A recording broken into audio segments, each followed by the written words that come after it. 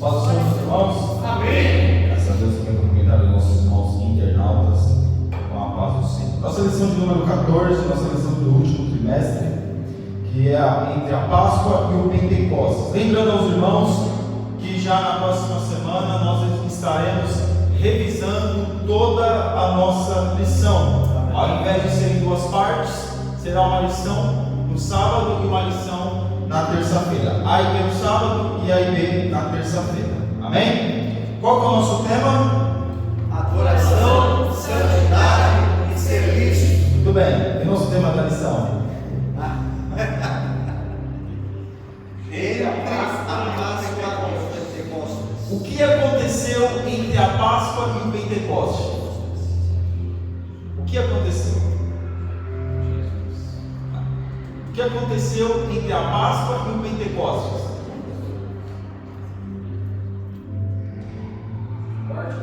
No Novo Testamento, não vamos nem colocar no Antigo, no Novo Testamento. O que aconteceu entre a Páscoa e o Pentecostes?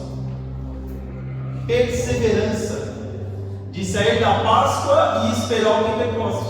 Aleluia. Agora, a igreja primitiva sabia que exatamente no dia da colheita, que era o Pentecostes, aconteceria o que aconteceu? Não. O que eles ficaram fazendo? Esperando. Estavam esperando a promessa do nosso Senhor Jesus, que disse: ficai em Jerusalém, até que do alto vos Exatamente. Mas no Antigo Testamento, a Páscoa, meus irmãos, é tido como passagem. A Páscoa quer dizer passagem. Que passagem? Qual passagem?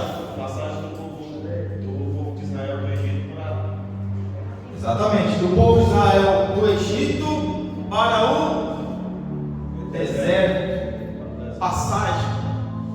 Então aqui nós vemos que, quando nós trazemos para o Novo Testamento, nós vemos que nós éramos escravos e agora nós somos o quê? Nós somos livres. E aqui no nosso textual, que está em Atos, capítulo 2, versículo 1 e 4, que diz: cumprindo-se o dia de Pentecostes, estavam todos cheios no mesmo lugar, e todos foram cheios do Espírito Santo, e começaram a falar em outras línguas, conforme o Espírito Santo lhes concedia que falassem.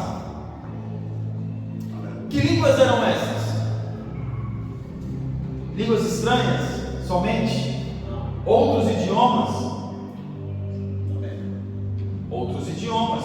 Porque o próprio povo disse: olha, nós entendemos eles falando na nossa própria língua.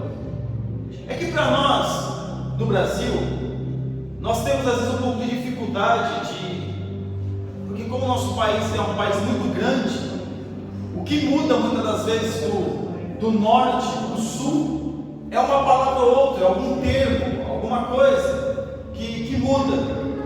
Não muda o dialeto, não muda a linguagem, não muda o idioma. Mas quando nós chegamos aqui na Europa, percebe que Portugal é um país pequeno, mas quando você vai na Espanha, já fala um outro idioma. Quando vai para a França, já fala um outro idioma. Quando vai para a Alemanha, já fala um outro idioma. Quando vai para a Bélgica, na Bélgica fala pelo menos 2 idiomas.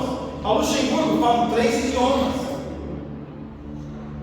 Agora, imagina naquela época, o povo, no momento ali, eram pessoas que viviam em tribos, em clãs, e ali cada um tinha o seu idioma, tinha o seu dialeto, e ali cada um falava um idioma, falava um dialeto.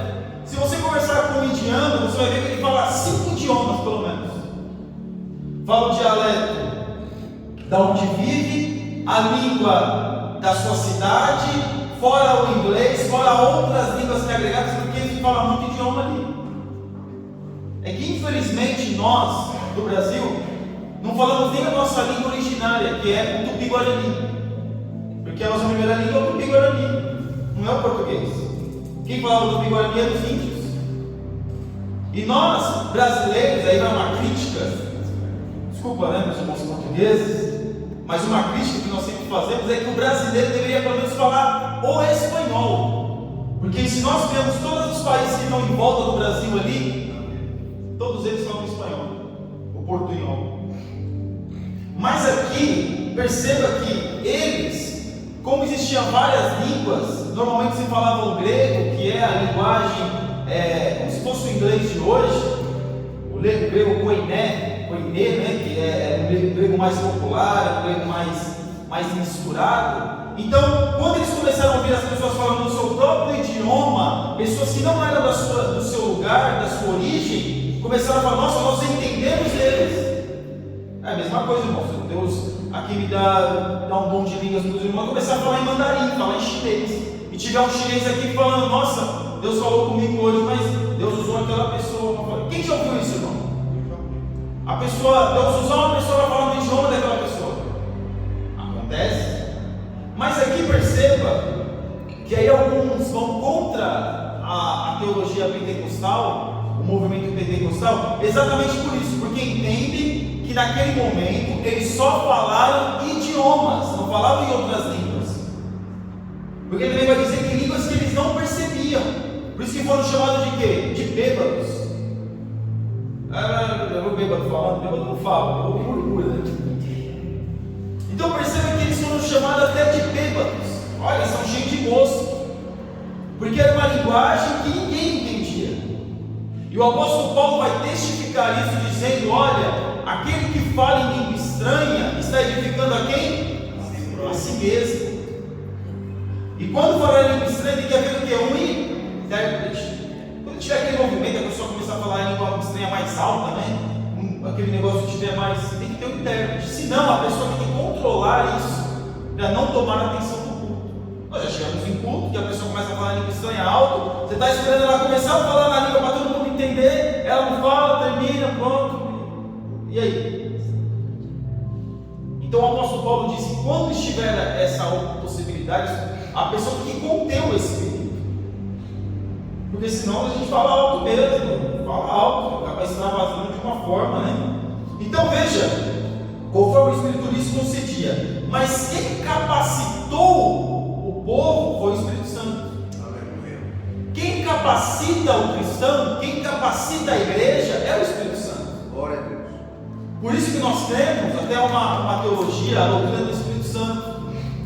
Porque o que? Capacita, há uma capacitação do Espírito Santo para que nós possamos ter o que? Os dons espirituais. Nós temos que entender, meus irmãos, Jesus ele morreu na cruz do Calvário, ele deixou o Espírito Santo para que nós pudéssemos ter o que? A capacidade. Quando nós falamos que a pessoa pregou aquele negócio, ensinou, a gente fala o que? Que a pessoa está cheia de quê? Do Espírito Santo. Então o Espírito Santo é uma capacitação de Deus para a igreja. Quem capacitava os profetas? O Espírito Santo.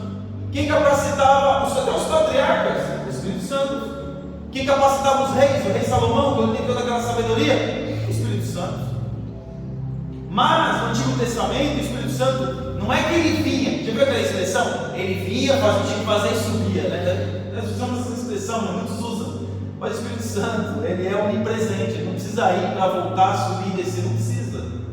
A atuação dele, que era uma atuação aleatória, ele poderia usar aquela pessoa e depois não usar ninguém. Era assim que funcionava, aleatório. Então, meus irmãos, aqui na nossa verdade prática, sem a Páscoa não há Pentecostes, e sem Pentecostes a Páscoa perde a sua eficácia. Somente a redenção em Jesus Cristo, que está junto ao Pai, traz o derramamento do Espírito Santo. Irmãos, se Jesus não morreu, o que o apóstolo Paulo vai dizer? Que a nossa fé é o quê? Vã. Se Jesus não morreu na cruz, a nossa fé não tem sentido. Por quê?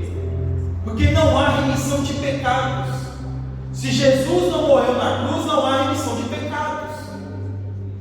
Então por isso que houve toda essa luta, e ainda há essa luta, para dizer que Jesus não morreu na cruz. Quando Jesus morreu na cruz, enterraram Jesus, colocaram ele na gruta. Quando disseram, olha, ele ressuscitou, o que nos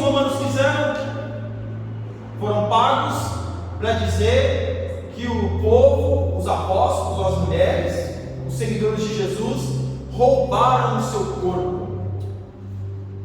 E quem estava ali era um impostor. Por quê? Porque se isso não aconteceu, a nossa fé não tem sentido. Não há Páscoa, não há Pentecoste, não há nada. E não fique espantado não, meus irmãos. É isso mesmo, não há nada. Por que nós estamos aqui? Por causa da remissão dos pecados, através de quem? Através de Jesus. E Jesus morreu exatamente em que época? Na época da Páscoa. A semana passada foi ensinado. Coelho não tem nada a ver com Páscoa, irmão. Coelho não bata ovo. Não tem nada a ver. O chocolate não tem nada a ver com a Páscoa. Não tem nada a ver, nada a ver. Por isso que algumas festas parece que se troca o sentido, se troca a visão, porque quando as pessoas falam em Páscoa, é o comércio, a quaresma, né? Que sai ali da época do carnaval e fica 40 dias, né? Depois fez um monte de bobagem no carnaval, aí fica 40 dias, aí quer ficar sem comer carne na sexta-feira santa. Eu sou santa agora, eu vou comer carne.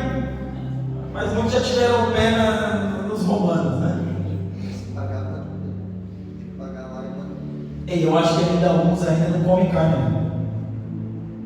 É claro, nós tiver um peixinho lá, né? Comer um peixe, né? Tiver. Mas não pode ser um dogma. Pronto, que tiver bem. Não pode ser um dogma.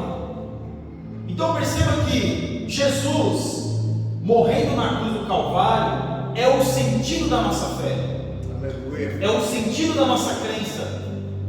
É o sentido até mesmo da existência do cristianismo. Porque o cristianismo, ele é oriundo da morte de Jesus. Não é que nós celebramos a morte de Cristo, nós celebramos a sua ressurreição. Mas para alguém ressuscitar tem que haver o quê? A morte. Como é que alguém vai se ressuscitar se não morrer? Não tem sentido. Então veja que a Páscoa, e na época que Jesus morreu, foi exatamente na Páscoa. E os romanos tinham pressa de matar, de acontecer aquilo ali, porque os fariseus, os escribas, os judeus estavam falando: vamos logo, está dando 6 horas da tarde já está dando pôr do sol, olha, nosso tempo está acabando e já tem que resolver isso logo. Porque a partir das 6 horas da tarde não podia fazer mais nada. E Jesus, alguém vai dizer que ele morreu às 3 horas da tarde.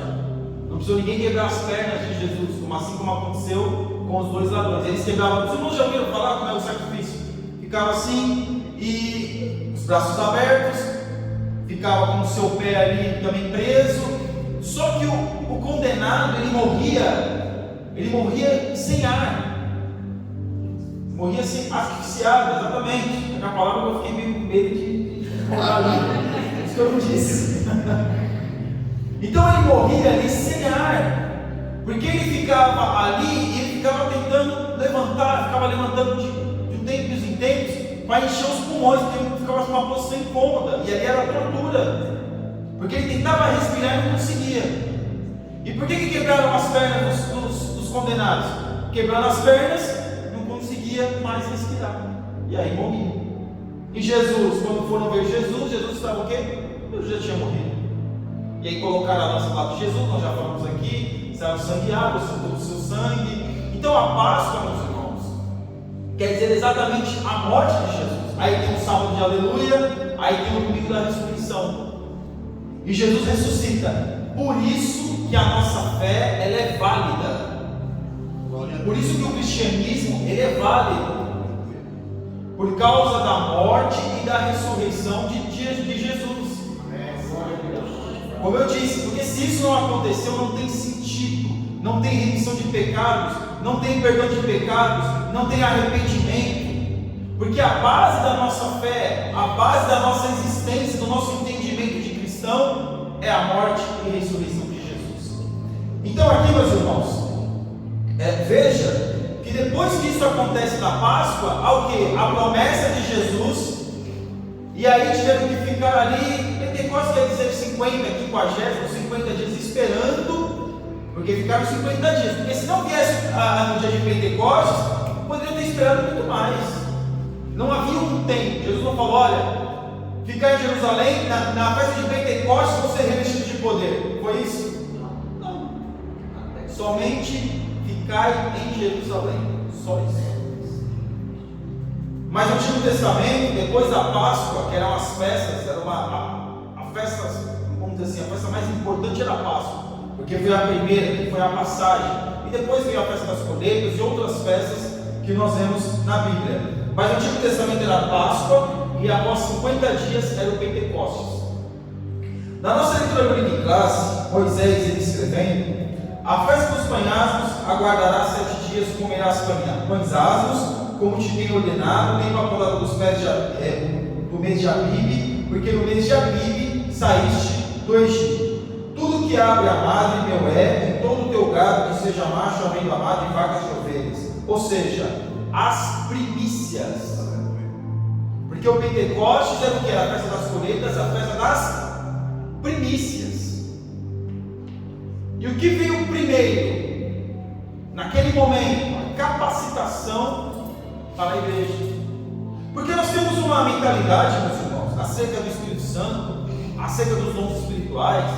Achamos que houve essa capacitação, vamos dizer assim, do Espírito Santo para a igreja, para que o povo pudesse ter os dons e interagir consigo mesmo e com alguns irmãos pentecostais.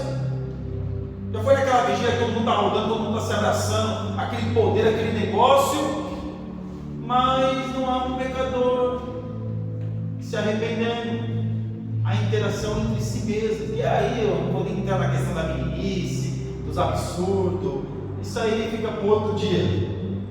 Mas a capacitação do Espírito Santo para a igreja, e a igreja quer dizer eclésia, chamados para fora, é para nós fazermos a diferença lá fora, no dia a dia. E a igreja primitiva, quando ela recebe o Pentecostes, quando ela recebe o Espírito Santo de Deus, elas ficaram em Jerusalém? Eles ficaram em Jerusalém? Ficaram? Não. Depois que receberam, todo mundo foi cada um para suas casas, e aí começou a se evangelizar. Porque aquelas pessoas que saíram dali começaram a evangelizar as suas tribos, os lugares onde vivia. Quando nós vemos o apóstolo Pedro pregando a primeira mensagem, pregando a segunda mensagem, quantas pessoas aceitam Jesus? E o que Pedro era? Um pescador, um galileu. Se nós pegarmos, meus irmãos, os discípulos de Jesus, todos eles, se a gente fosse colocar, eram analfabetos. Vamos dizer assim, analfabeto funcional, aí entendia alguma coisa. Não era totalmente analfabeto, mas era um analfabeto funcional. E eram galileus. E o galileu, naquela época, mesmo que era um judeu, existia, é como se fosse, desculpa a expressão, mas muitas pessoas no Brasil, principalmente em determinados lugares do Brasil, têm preconceito contra os nordestinos. Estou errado? Tem preconceito contra os nordestinos. E se nós colocássemos naquela época, meus irmãos, eu estou apenas dando um exemplo, eles tinham preconceito contra os galileus. O único que não era galileu era Judas. O único discípulo de Jesus que não era galileu era Judas. Se eu não me engano, me ajuda aí se eu estiver errado. Mas veja que eram as primícias. E aí eles receberam essa capacitação e começaram a ministrar, começaram a pregar, começaram a falar de Jesus com autoridade. Aleluia. Irmãos, é diferente uma pessoa que prega com autoridade, que prega cheio do poder de Deus, e apenas uma pessoa que tem a letra, que fala bonito, com uma pompa, com um requinte, usando palavras difíceis, usando termos difíceis, que às vezes nem ele, muito menos o seu ouvinte, consegue entender. Por isso que eu defendo particularmente que o Evangelho é simples. O Evangelho é a coisa mais simples, meus irmãos, é muito simples. É só ver as parábolas de Jesus. Jesus pegava o quê? Trazia uma parábola. Para que ele vai? Ele colocava, pegava uma coisa do céu, uma coisa extremamente complicada de entender, e trazia uma parábola. Aí todo mundo entendia. E às vezes as pessoas tinham dificuldade de entender. Mestre, eu não estou entendendo, tem que ser mais claro, mestre. Mas era fácil de entendimento. E aqui perceba que eles começaram a pregar a palavra de Deus. Enquanto no Antigo Testamento eram as primícias das colheitas, era a primícia que tinha que levar para o sacerdote, deveria ofertar no templo. Aqui nós vemos que o povo começou a pregar a palavra de Deus, os pentecostais. E aqui, meus irmãos, para a nossa introdução, a vida do cristão começa no Calvário, mas o trabalho eficiente no Pentecostes. O autor da revista, Cláudio de Andrade, um homem muito sábio, e ele tem um grande problema de fígado. Fígado é pulmão.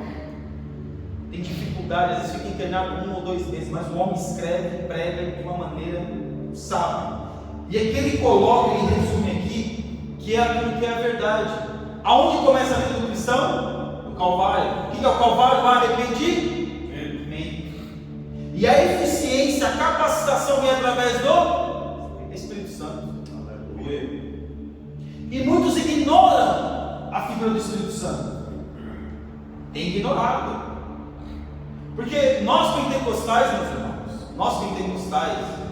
muitos, têm a mentalidade, como eu já disse anteriormente, de achar que o Espírito Santo é aquele movimento, é aquele negócio, só falar em estranho, é rodar, é pular, é avião, é não sei o que, aquele monte de coisa.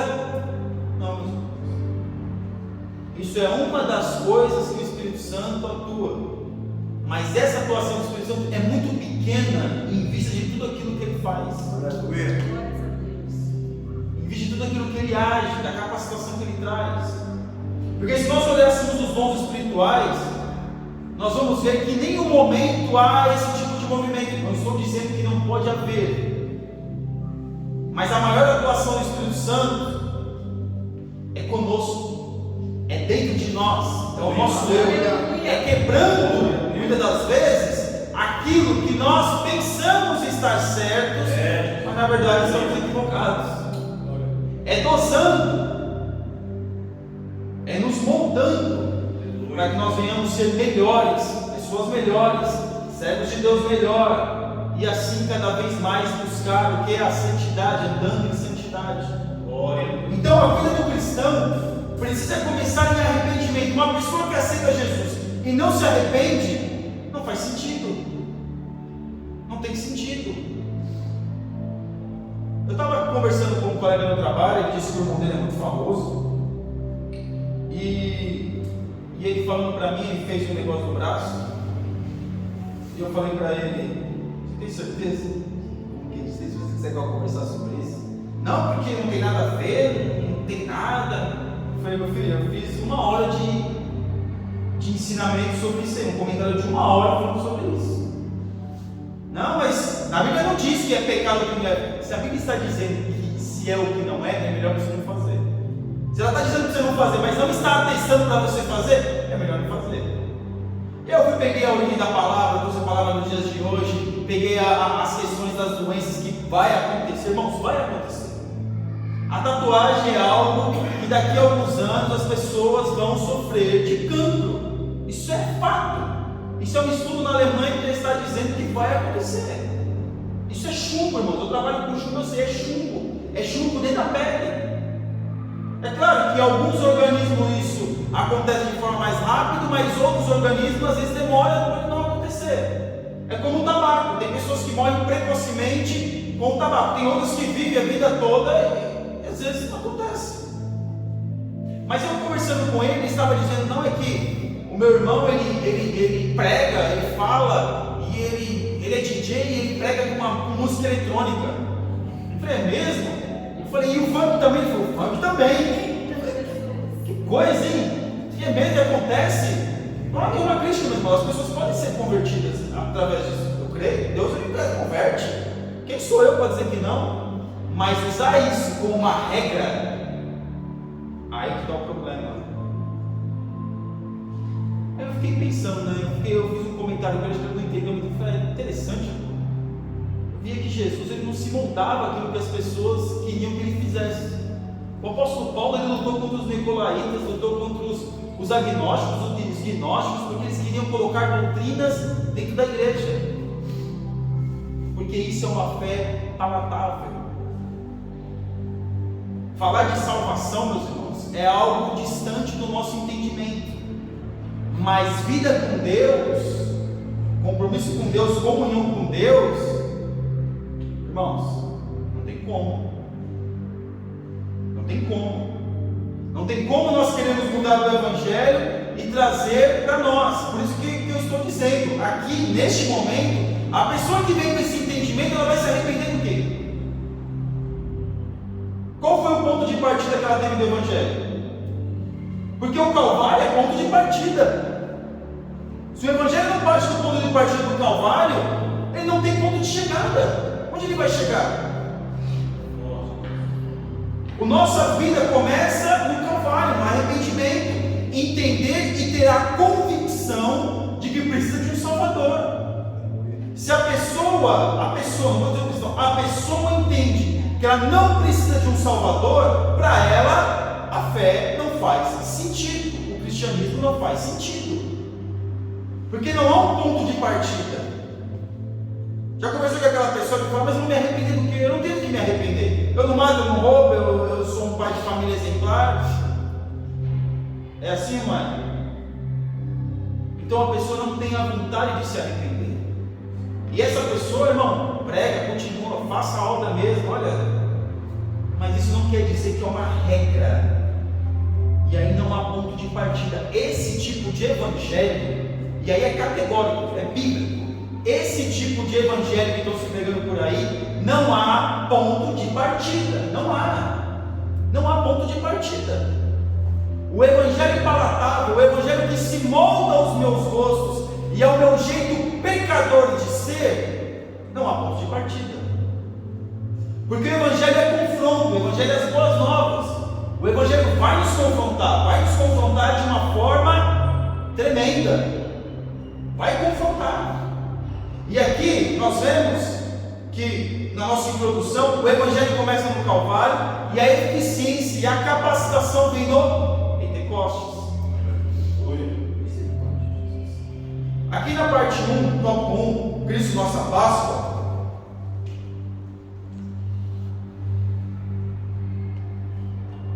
tanto para os cristãos quanto para os judeus, a Páscoa é considerada a primeira grande festa da vida sagrada.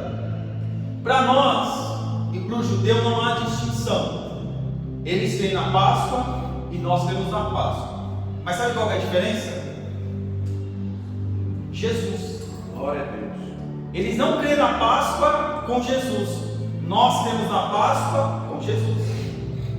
Nós cremos na Páscoa que eles também creem. Ou que eles creram no Antigo Testamento. Acerca da passagem. Acerca da libertação. Porque até hoje nós pregamos, nós estamos escravos, usamos a analogia, o simbolismo da escravidão no Egito, a nossa vida mundana, a nossa vida sem Deus, e agora nós somos o que? Libertos. E aí é o que? A Páscoa, a passagem, da onde?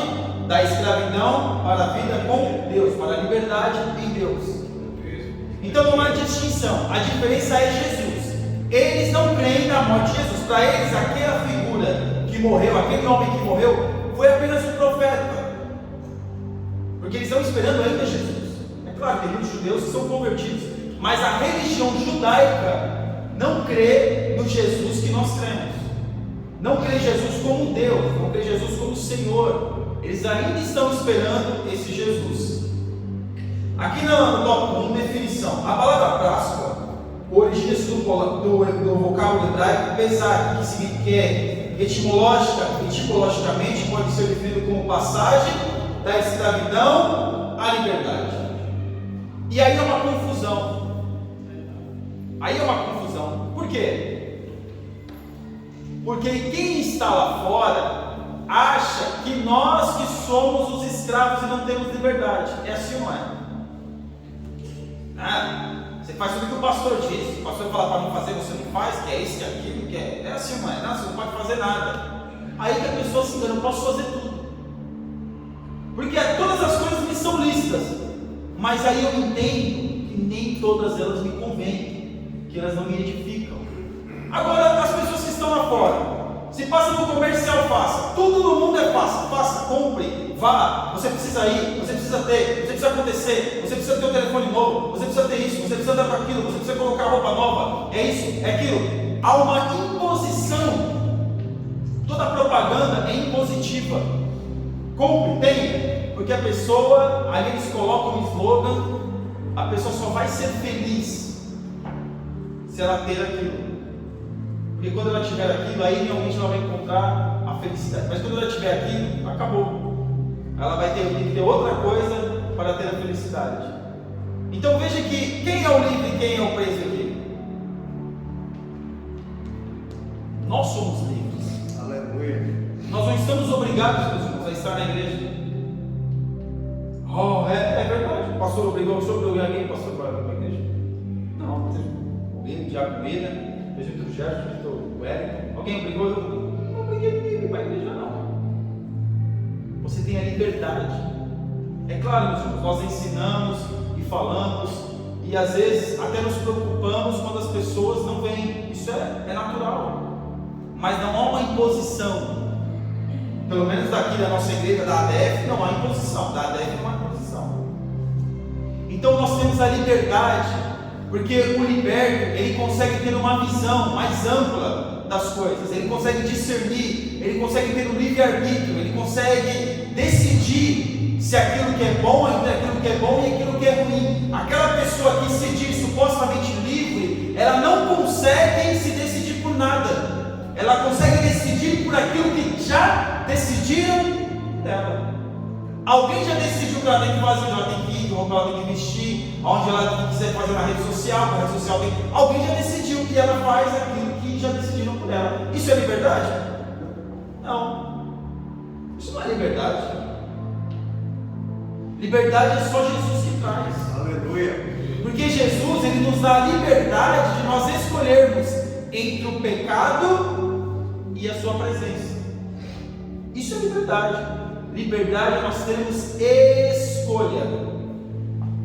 Isso é liberdade, nós temos escolha. Quando você tem a escolha, você é liberto. Você tem liberdade. Agora, a pessoa que não consegue escolher, ela não é liberta. Não é liberta. Eu sei, meus irmãos, nós somos seres humanos, a gente fica preso em tantas coisas, tantas picuinhas deste mundo. Às vezes a gente vai se libertando, Deus vai nos ajudando, a gente vai melhorando. É assim mesmo. É assim mesmo. É assim mesmo, Jesus. Glória a Deus. Na parte 2, meus irmãos, cerimônia pascual. No capítulo 12 de Êxodo, a cerimônia pascual é detalhada com rígidas recomendações a fim de que os hebreus jamais se esquecessem do seu real significado. Qual é o significado da Páscoa? Meu Deus, minha melhor passagem. O que mais?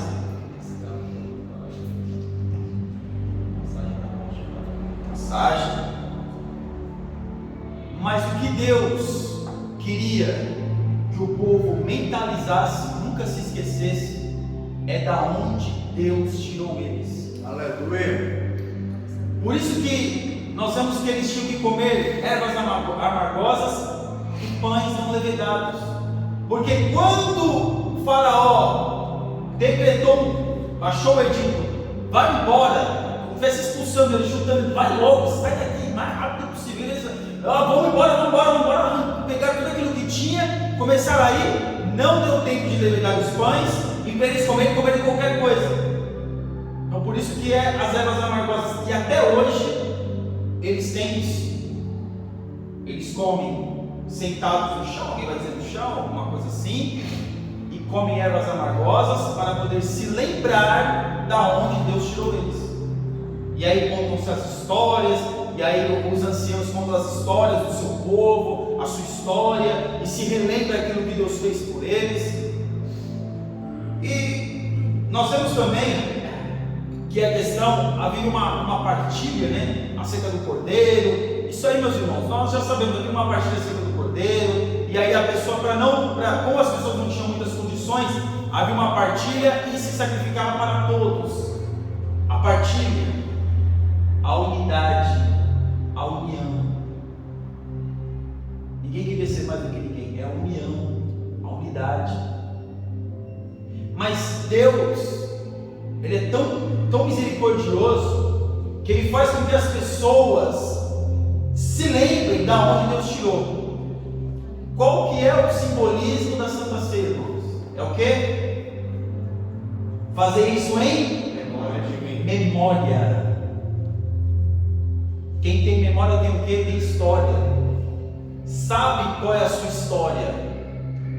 Quando nós vamos tomar a ceia, nós temos que lembrar do quê? Do sacrifício de Jesus na cruz do Calvário. Por quem? Por nós, pelos nossos pecados, pelas nossas falhas e pelos pecados que nós ainda vamos cometer. É por nós. E nós não podemos se esquecer da onde Deus nos tirou. Aleluia. Não se esqueça.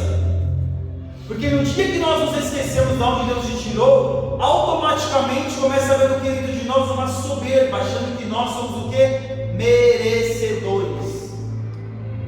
E por que o povo fazia isso?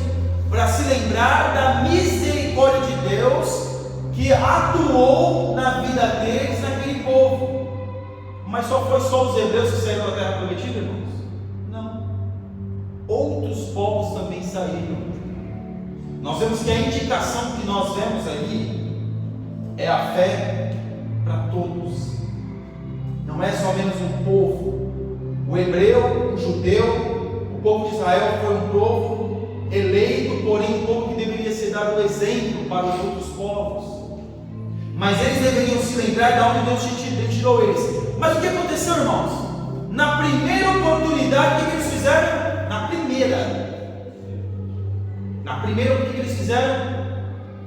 Estou esperando morrer aqui, agora a Faraó está chegando. Está vendo, Moisés? Ele deixou morrer lá, misericórdia, Moisés. Você agora está em cima aí na frente, e não sei o quê. Aí Moisés, misericórdia, irmãos. Moisés deu a vida dele para direcionar um povo, e um povo que não valorizou aquilo que Moisés fez, nem um pouquinho. Para uma nota de rodapé aqui, meus irmãos, rapidamente, os irmãos têm noção de quem era Moisés? Só um negócio bem rápido. Os irmãos têm a noção de quem era Moisés? Quem era Moisés? Quem era Moisés? Era um homem apenas de barba branca, velho, cuidador de ovelhas? Não. Moisés era o homem mais preparado do seu tempo. Moisés era para ser faraó. Moisés, ele entendia tudo de cultura do Egito, de outros povos e muito mais, arquitetura, todo tipo de faculdade, doutorado e bacharel Moisés tinha. Alguns historiadores vão dizer que Moisés falava 66 idiomas.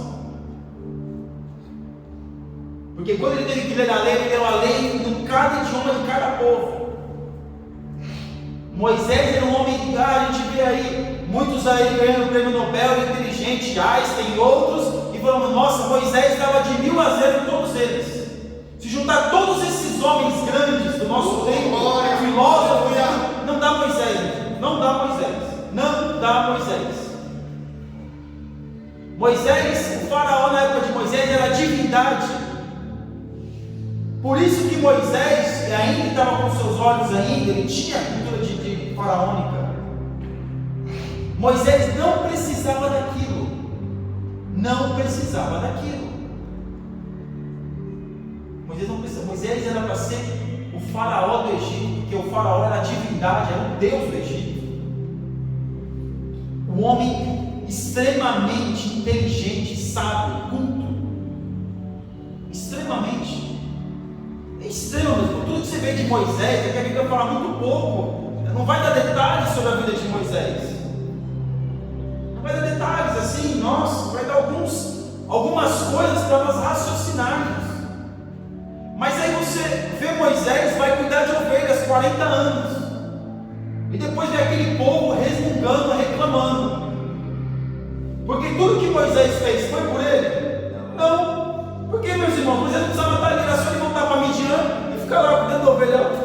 Vamos, gente, vamos passar. Ou, se ele quisesse, podia estar no Egito. Por isso que nós vemos que no Egito, ele foi recebido. Porque se ele não fosse daquela descendência, se ele não fizesse parte daquela genealogia, mesmo sendo um adotado, ele não poderia nem entrar para ter uma audiência com o faraó. Para os irmãos entenderem a grandiosidade da figura Moisés na Bíblia.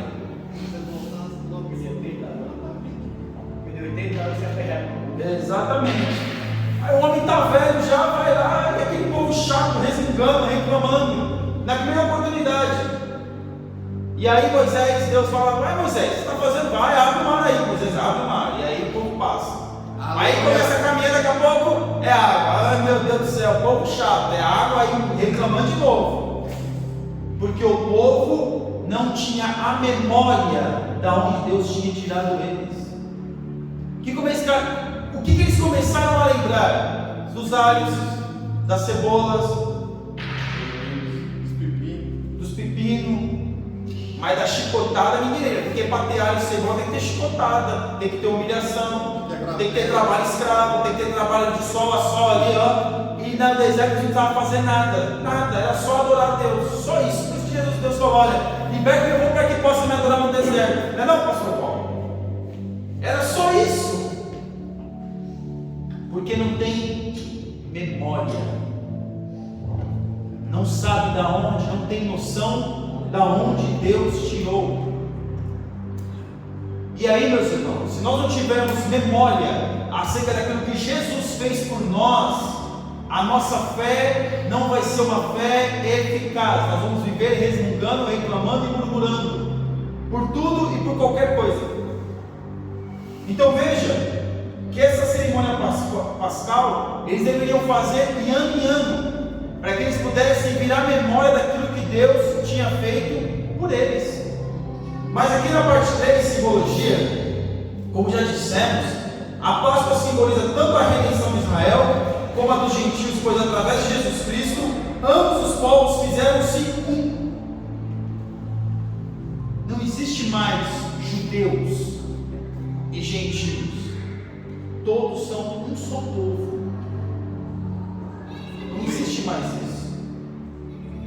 Eu sei, meus irmãos, que muitos de nós às vezes se sentimos inferiores mediante a outros povos, outras nações. Às vezes se acha melhor, e não é só brasileiro que sofre com isso não, os portugueses também sofrem, principalmente na Alemanha. Disse que na Alemanha, né, irmãos? Disse que na Alemanha lá, para que isso?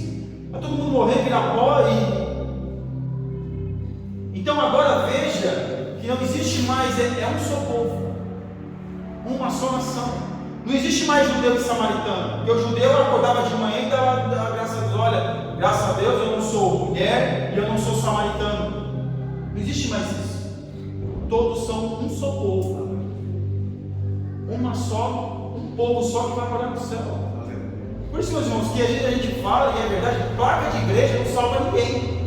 A igreja de Jesus não se chama Assembleia de Deus. A Assembleia de Deus é apenas uma instituição onde nós nos reunimos para adorar a Deus da melhor forma possível, com o melhor entendimento possível.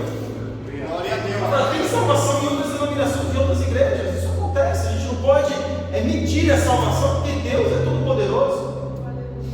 Mas aqui nós vemos que o povo agora, que é o simbolismo da Páscoa, fez essa unificação entre povos, e agora existe um só povo. Por isso que o apóstolo Paulo, meus irmãos, quando ele começava a pregar, ele pregava para todos, e Pedro pregava para todos, mas quando estava perto dos judeus, o que ele fazia? Deixava o povo lá, ia de fininho, né? E aí eu vi um negócio ali entre o apóstolo Paulo e Pedro. Peraí, Pedro, então quer dizer que quando você está com os gentios, você come com o gentio, agora quando você chega com o seu conterrâneo, você vai comer com ele? Não, eu já vi isso acontecer. Onde eu trabalhava com caminhão, então você estava conversando aqui com uma certa região do país, estava aqui conversando, e estava fluindo papo, não sei o quê. Quando chegava um patrício dele, um conterrâneo dele, o que ele fazia? Deixava você falando, eu vou conversar com ele. Enquanto ele estava sozinho, ele estava conversando com você. Mas não é de Rondônia não, para ficar tranquilo. E também não é de Pernambuco não. Também não é de Pernambuco. Também não é do Piauí não, viu, mano? Para ficar tranquilo. E quando chegava um conterrâneo, ele pegava, saia de fininho os dois e ia conversar com lá, irmãos. E isso também acontecia. Estou trazendo trazendo aqui um exemplo simples, para nós sabermos que isso acontecia e isso ainda acontece, infelizmente. Para nós corrermos aqui, o Pentecostes, a festa das primícias. Sem a Páscoa, não pode haver Pentecostes. Isso significa que sem a experiência pascal, as primícias não têm qualquer significado diante de Deus. Então Jesus dá uma ordem de ficar em Jerusalém, mas para isso acontecer, tinha que haver o quê? A confirmação do ministério de Jesus, a morte. Para nós, meus irmãos, a morte de Jesus não é morte. Para nós, a morte de Jesus é o quê? Vida. Aleluia. Porque ninguém que está chorando, Jesus morreu, misericórdia, se ele estivesse aqui. Não, meus irmãos. Nós não celebramos a morte de Jesus, nós celebramos aqui a redenção e a vida. E a vida. Porque como nós comentamos na lição passada, todas essas religiões mitológicas e até mesmo de seres que já viveram, todos eles morreram. E eles celebram o dia da sua divindade, da suposta divindade, como um dia santo, porém aquela divindade está morta. Está morta. Não tem qualquer vida, está morta. Mas a única religião, vamos dizer assim, podemos colocar assim, que crê num Deus que ainda vive e atuante, somos nós. Aleluia! Por quê? Eu até me veio aqui na mente, Buda. O que faz notório hoje não é a figura, não é o homem Buda, mas é o ensinamento de Buda. As pessoas vão lá prestar culto, acender vela, vai ficar morto. Está morto. Não tem qualquer sentido aquilo ali. Está morto. As religiões mitológicas da Índia ou da Grécia, que tinha muito, também estão mortos. Eles são seres que nunca existiram. São seres que nunca existiram. Se nós pegarmos até o Islã, o profeta, ele morreu. E eles não entendem que o profeta ainda continua vivo e ressuscitou. Não, eles entendem que o profeta subiu aos céus, mas não é atuante. Apenas os seus ensinamentos é atuante. Então veja, meus irmãos, que nós cremos no Jesus Cristo vivo e atuante. Amém. Glória a É Deus. isso que nós temos que mentalizar. Amém. Por isso que o cristianismo ele é diferente, ele rompe barreiras, e muitos quiseram matar a fé e não conseguiram. Muitas religiões deixaram de existir, mas o cristianismo que muitos quiseram matar, destruir a Bíblia, não consegue. A Bíblia já foi queimada em praça pública diversas vezes. Diversas vezes. Na China, Mao Tse Tung proibiu a leitura da Bíblia. Diversas vezes, meus irmãos. Nós pegarmos Hitler, também ele proibiu a leitura da Bíblia, queimaram os livros teológicos, tudo em praça pública, inclusive a Bíblia. Antes da Bíblia ser impressa, também quiseram matar a questão bíblica. Alguém conseguiu matar? Não. Pegamos a igreja primitiva, quando começa Nero, começa com a perseguição. Depois a pior perseguição, se não me engano, foi no Domiciano. Ele matava 10 crentes, nascia 300, 400, 500, 600, 700 mil. Aleluia. Glória a Deus. Então o cristianismo não morre. Ele vai ser arrebatado, mas morrer não morre. Amém? Meu Deus. Então aqui na parte 1, definição: a festa de Pentecostes, celebrada 50 dias após a Páscoa, recebe as seguintes designações: festa das colheitas, das semanas e das primícias. É aquilo que nós falamos. No Antigo Testamento, eram as festas das colheitas e das primícias. Quando eles iam lá, colhiam aquilo que eles tinham que colher, a festa das colheitas, e levavam como oferta ao templo. Porque parece que não tem muito nada a ver quando a gente vai ver. Tem a ver Pentecostes, o movimento do Espírito Santo, né? Aí eu pergunto para os irmãos: o que Deus quer de nós? As nossas o quê? As nossas primícias. Ele quer de nós aqui as nossas primícias. Então faz todo sentido. Para Deus sempre faz sentido. Para nós, às vezes as coisas não fazem muito sentido, não. Mas para Deus sempre faz sentido. E aqui na parte 2, o cerimonial. Em santa convocação, no qual todos deveriam apresentar-se a Deus de forma jubilosa, Israel apresentava a Deus as primícias de suas colheitas. Mas, entretanto, porém, quem sabe, de repente, eles vinham tristes trazer as suas primícias ou alegres por ter primícias para trazer. e as primícias eram sempre as mesmas? Porque são primícias. Agora veja que a colheita era sempre a mesma? Era sempre a mesma? Não. Porque cada ano é um tipo de clima. Um ano chove mais, um chove menos, um ano é mais seco, o outro é mais chuvoso. É a mesma coisa, somos nós. Muitas vezes nós somos melhores, somos piores. O nosso humor às vezes ele é regulado mediante o nosso dia, mas em todos os momentos nós temos que estar diante de Deus com as nossas premissas. É aquilo que nós somos verdadeiramente. Glórias a Deus, aleluia. Por isso que nós vemos que toda essa conotação, essa analogia vai levar o homem ao quê? As primícias. Não importa, meus irmãos, se nós vamos ter uma colheita boa, por quê? Porque o agricultor, ele olha para a sua plantação, ele já sabe se vai ser bom ou vai ser ruim. Ele já sabe. Mas ele tem que ter na sua mente que ele levar o que para Deus? As primícias. Eu sei, meus irmãos, que a gente está desanimado, está chateado, está injuriado, está pessimista. Mas mesmo assim, para Deus tem que ser sempre o melhor. As nossas premissas, o nosso primeiro tempo, a nossa vida tem que estar sempre diante de Deus. O que é a nossa premissa, meus irmãos? A nossa própria vida diante do Senhor. Não importa, às vezes as coisas acontecem. Porque o clima, Isaías vai dizer: olha, o sol e a chuva, não, o sol é para todos, a chuva é para todos.